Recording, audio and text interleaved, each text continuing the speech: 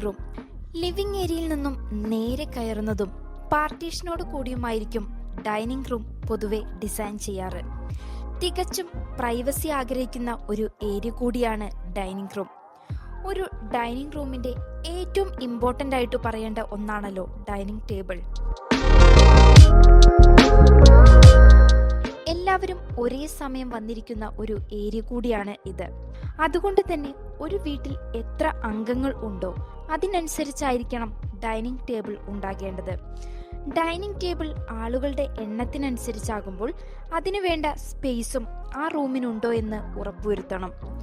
Dining room design ചെയ്യുമ്പോൾ ഏറ്റവും ശ്രദ്ധിക്കേണ്ടതും dining ഏരിയയുടെ സ്പേസ് തന്നെയാണ്.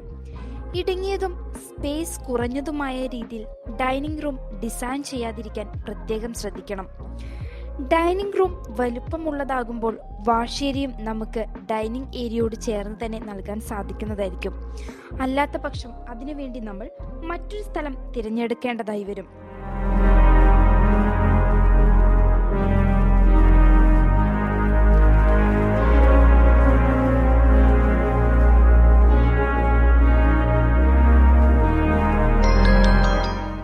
ഇന്റീരിയറിന് കൂടുതൽ പ്രാധാന്യം നൽകുന്നവർ ഡൈനിങ് ഏരിയ കൂടുതൽ മനോഹരമാക്കുവാനായി ഡൈനിങ് ടേബിളിന് മുകളിലായി ഹാങ്ങിങ് ലൈറ്റ്സുകൾ കൊടുക്കാറുണ്ട്.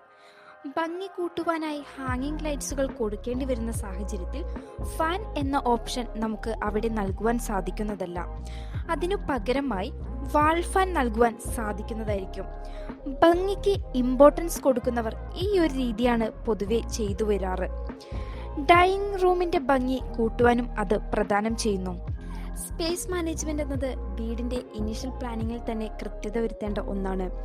ഇനീഷ്യൽ സ്റ്റേജിൽ തന്നെ ക്ലയന്റിന്റെ റിക്വയർമെന്റ്സ് അനുസരിച്ചുള്ള സ്പേസ് മാനേജ്മെന്റ്, ക്ലയന്റിന്റെ ബഡ്ജറ്റിൽ നിന്നുകൊണ്ടുള്ള ഡിസൈൻ ആസ്പെക്ട് എന്നിവ കോർത്തിണക്കുമ്പോൾ മാത്രമേ നല്ലൊരു ഡൈനിങ് സ്പേസിനെ ഡിസൈൻ ചെയ്ത് പണി പൂർത്തീകരിക്കുവാൻ സാധിക്കുകയുള്ളൂ.